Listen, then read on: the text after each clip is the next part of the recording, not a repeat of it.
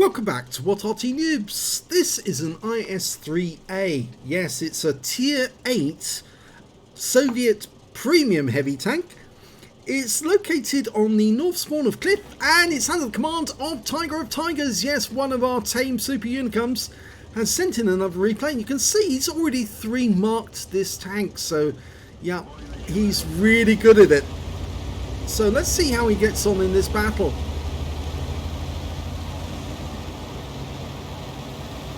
I think he'll excuse me for calling him a tame super unicum, but we do have some rather good guys who are excellent at the game and send in their replays every now and then, especially when I ask them, and it really gives a clue about how to play the game properly. It's really difficult to find people who can actually get the best out of these tanks, and although a lot of our videos on our channel are by ordinary Joes having a fantastic time, I think they also like to see occasionally a super unicum who can wipe out the enemy just like that. And there you go, Type 64 eliminated very, very quickly. Now he is a Tier 8 tank in a Tier 8 game, top tier. And that poor little Type 64, well, he stopped. It was his mistake for actually stopping where he did, and so therefore he has to pay the penalty. Of course, Tiger of Tigers is one of those players who really does get a lot of fun out of the game by playing it at the top level. And several other players have actually said they wanted to see this replay and see what it actually looked like.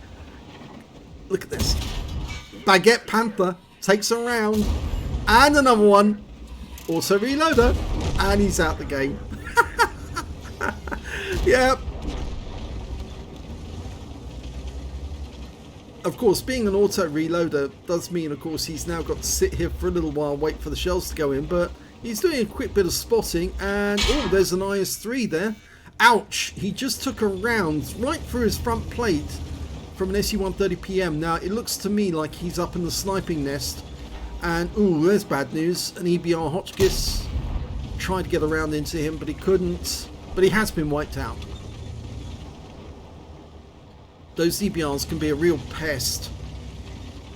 In fact, they're such a pest that we believe they shouldn't be in the game, and that's why we've stopped doing any replays for EBRs, because I think Wargaming is trying to damage the game by having them in the game. And after all, Victor originally said he wouldn't put wheeled vehicles in World of Tanks, so by putting them in, he's actually, you know, going back on his word.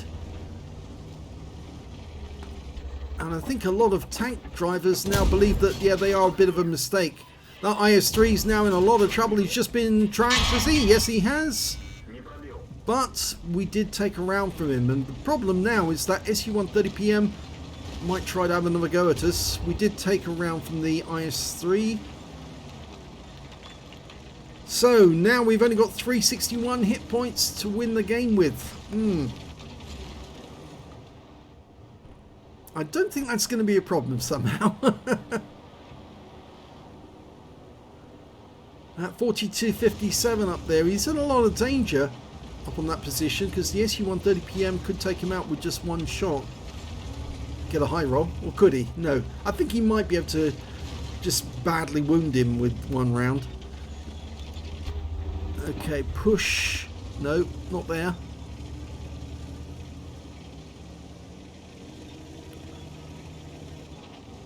T29 to the west is actually in the dip, so he can't touch that guy. Oh, the IS-3 went round the corner. There he is. Didn't go through. Went into the mantlet, near the mantlet. Okay, he did get that round, and he got that one. Unfortunately, we lost our T29. We're positioning ourselves to get the next one in. Yes, kill shot. Okay, now he's got tanks coming around the other side, so it would be a good idea for him to reposition. You can forget about T29 down south. He's not down west. He's not a problem. It's these guys who are coming around the corner.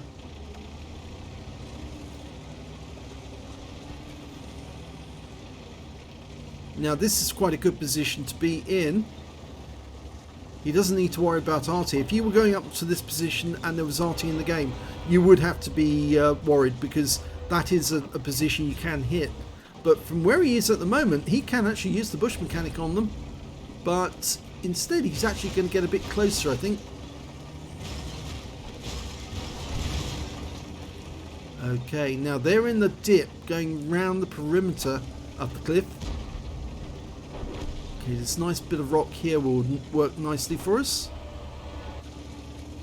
No, he's going to go back even further. T-29's coming up.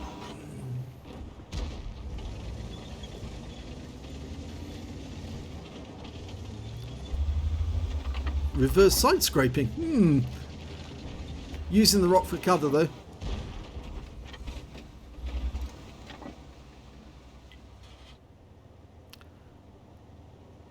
Well, he's only got 3 rounds of standard APCR left. He's going to be digging into the heat rounds.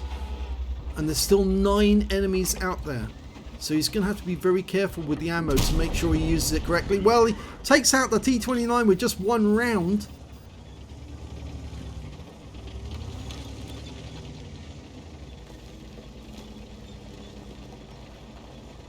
Unfortunately, he's short-loaded because he's selected APCR. And it won't auto-reload until it can load all 3 together at the same time. You can't mix and match with the ammo. Okay, there. Ooh. Puts a round into the KV-85. No problem getting through that armor. So only 1 round left, and then he's got a full reload to go with the heat.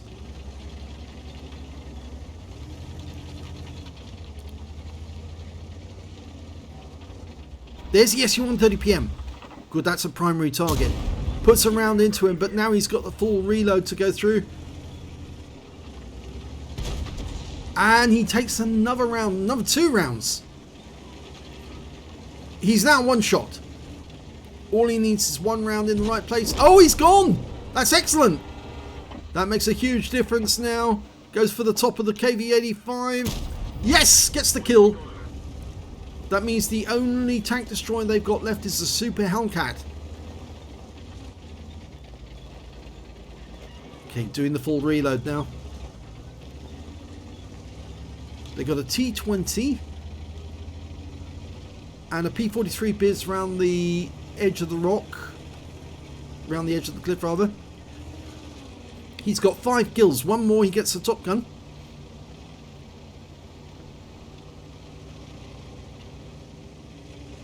And we also know that the Panther II is actually in the sniper nest, which is not really the correct position for a medium tank like that.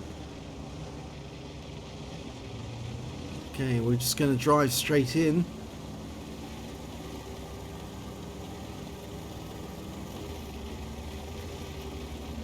T-34-85 supporting. Here we go.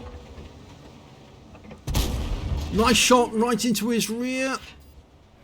Goes for the other one. That actually looks like the shell actually hit the turret. He might have been going for the ammo rack on him. But he'll finish him off now with 1 shot. So that's his Top Gun. Next one is P-43 Biz, who's basically unaware what's coming at him from behind. And takes a huge round in his rear. 373, which is a low roll for us. Because, of course, as you remember, the alpha for this one is 390. That means he's only got 7 rounds left. He's got to use these carefully. There he is.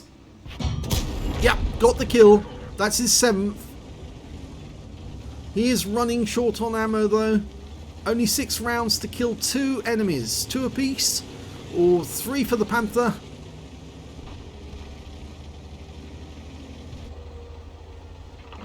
I think he should be able to get the Panther with 3 rounds.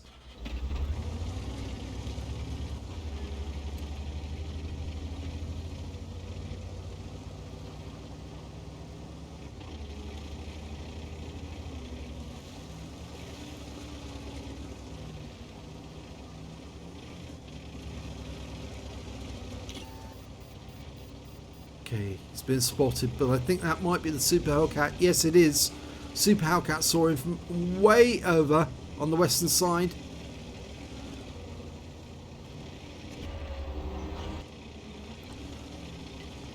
Okay, now he's safe. So it's just the Panther to kill. Oh, no, he's a two-shot. Goes first. Yep, got one in. Bounced the round that came back. This is it for the kill. This is for Radley's. He gets it. That's a Radley's.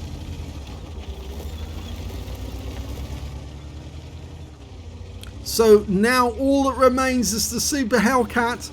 As we all know, those things are not very sturdy. It's not very super, the Super Hellcat. Well, he tries a speculative shot there, just on the off chance he might get it from a distance. He's got 3 rounds now to spare. He can do it. In fact, he can get the guy with... Oh, somebody else got there before us. It was the Jagdpanther. And so that is a victory. My gum, he's taken a bit of damage there. Let's have a look at the end of battle stats.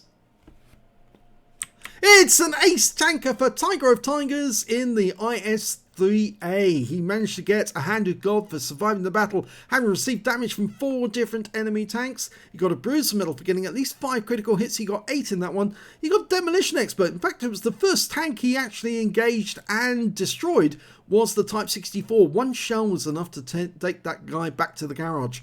And a Duelist for taking down 2 tanks who damaged him. A Fire for Effect for doing more damage than the hit points through his own vehicle.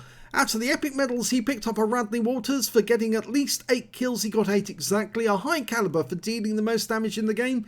And a Top Gun for getting at least 6 kills, 2/5 of the enemy team. Let's have a look at the team score.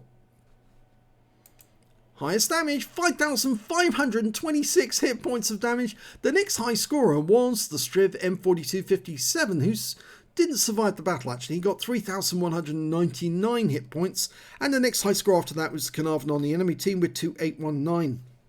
When it came to kills, he managed to get 8 kills, 4 times the next high scorer. And it was the VK4503, the Striv M4257, the SU130PM, the IS-3, the T29s, both of them, and a KV85, all got 2 kills apiece. Nobody else got more than 1. And when it came to base XP, yes, he's got the top in all 3 columns.